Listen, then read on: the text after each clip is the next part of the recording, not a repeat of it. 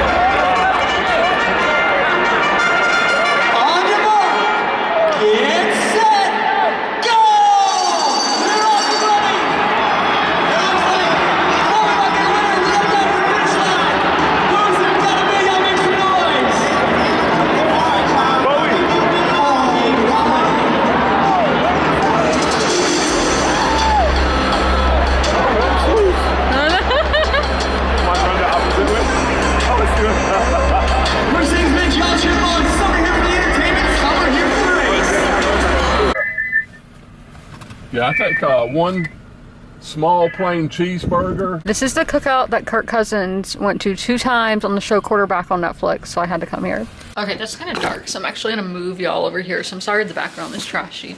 Oh, and shout out to Miss Tony because Lando won the championship today, and that's awesome. Good for him. I didn't know, because okay, I tuned in late to the race, and my drinks over there, but I tuned in late to the race because I was getting breakfast and all at the hotel, you know, where they have the hotel breakfast, and I got there and Lando, he was in like 8th place. I was like, oh my gosh, something terrible must have happened, but no, it was because he was coming out of the pits and everything. So or actually I don't know if that's what happened or what, but you know, he ended up getting 3rd. So that you know, happy for him, happy for Lando. I like Lando. He's not my favorite driver, but I do like him a lot. He's in my top 3 favorite drivers. So yeah, it's like all racing that I follow is done now until the winter, or like, you know, winter, spring, getting into like February. So it's going to be a little while, but I do want to talk about the football game, and I am going to read in a little bit, in like 2 hours. But this was my first time going to Mercedes-Benz Stadium. I've only ever been to Bank of America Field, which is where we have season tickets, so which is Charlotte, the Panthers. And I have never been to a game at another stadium. So yeah, I'm thinking like every NFL game I've been to, the Panthers have played. So this is the first one where it was like not the Panthers, but I now have seen everybody in the, let's get it confused, NFC South. I've seen everybody now. Atlanta was the last one to check off on that list. And then I saw my first West Coast team today be in Seattle. The walk and everything there, that was fine. I would encourage taking MARTA, which is the public transport, taking the train. You can get a stop that is pretty close, but just because of where we wanted to eat afterwards, and where I am, there's kind of, I don't think we would have had an issue, but because when I walked by the station last night, there was like a padlock for the southbound, so that wouldn't have, no, it would have, I couldn't have got on the train here to go to the game. So I didn't have that option for some whatever reason. I don't know what's really up with that, but I've taken MARTA, excuse me, for other things, and it's always been very like efficient, so I would recommend that. But I did drive. I don't remember how much parking was, but I parked at the Hyatt place that's kind of across the street, or, you know, kind of, is catty corner the word? But near the Georgia Aquarium, so that's where I parked, and then walked. It isn't a bad walk, but this time of year, it was really cold. Like, I could barely feel my fingers. And I'm thinking of in the summer when the city is known for its heat. Yeah, I have never, at least in my memory, so let's say from like the early 2010s to now, I've never been to Atlanta during the winter time, because I mean, it is a bit of a longer drive, because this technically isn't even my next closest NFL stadium. I live closer to Jacksonville. This is quite a long drive, so just during the school year, it wouldn't really be feasible. So this is my first time being in Atlanta in the winter, and it's cold. It's in the 40s. And yeah, it was cold, but I knew that it's an indoor stadium. The roof was going to be on, that once I got inside, it would be fine, and it was. But we got there, and there's a lot outside, and this was the first time I have ever seen, so you know, nowadays you have the ticket on your phone for sport events, concerts, you know, whatever, and it had like a machine that you scan it. It wasn't, there were people nearby, like workers nearby, just in case assistance was needed, because I'm sure there's going to be some people who, like older people who might have a difficult time with that, but you just put it up to like the machine, it scans it, and then you go through the little, you know, the thing, this little, I don't know what those are called. You see them a lot at train stations that you like walk through, but you have to like push it with your body. So, excuse me again, I just had my I guess this is lunch. But so you do that, and there's just so much outside that you can do.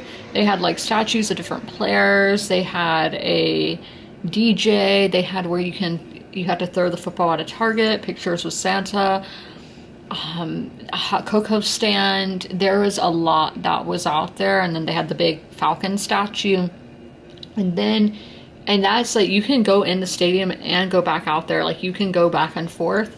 So then you go in the stadium, and that, like, seeing that, I felt like it was a sci-fi movie or something. It reminded me of like the Hunger Games. It was just, I've never been to an indoor football stadium, and it felt massive, even though my home stadium, Bank of America, is bigger by like 4,000, 5,000 people, depending on the event.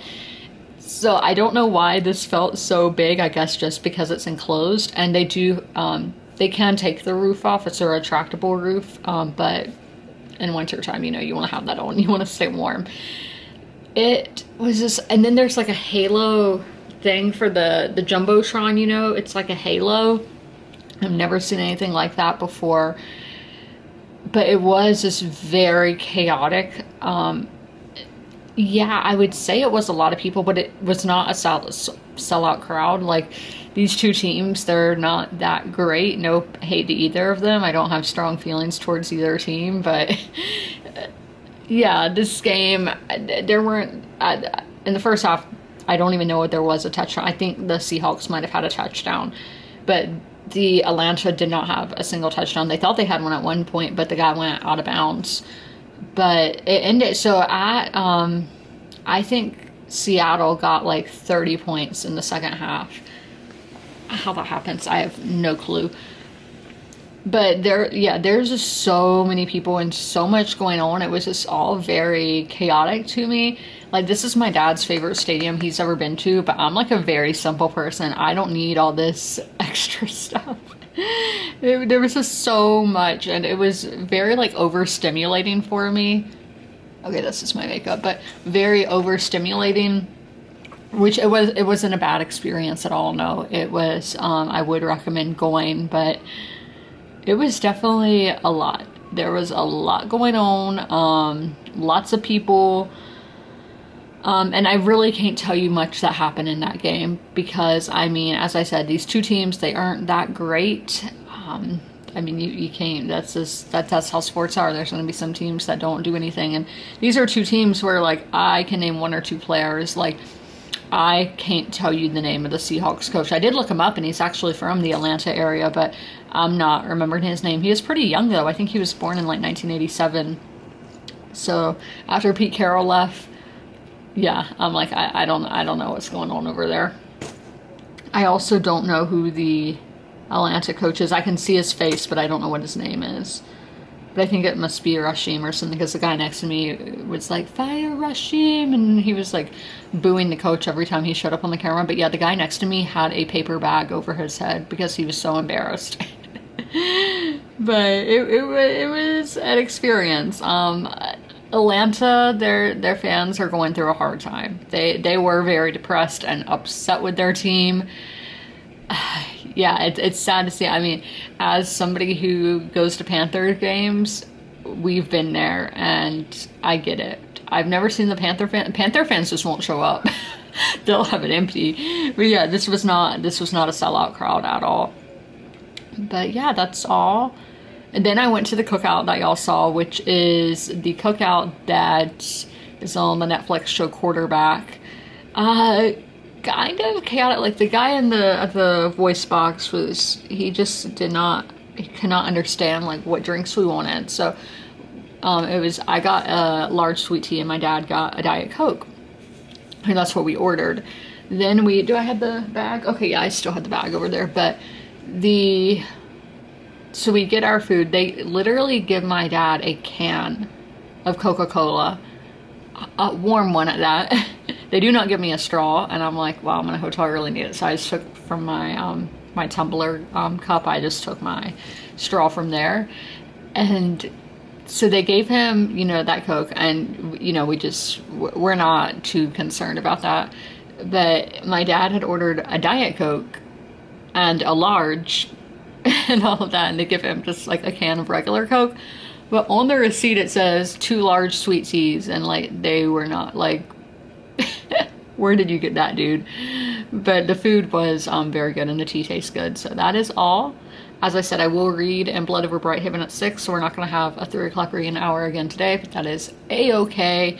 But I did want to just fill y'all in on what's going on. This one building is so tall, and it's still being built. This is me going random, but like, do y'all see this building?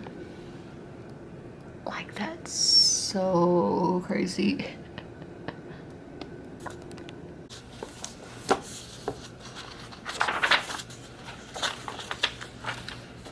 I know my dad to get back to me if he wants me to order him anything, because the Italian restaurant I really wanted to go to, they do delivery, so I'm going to do that.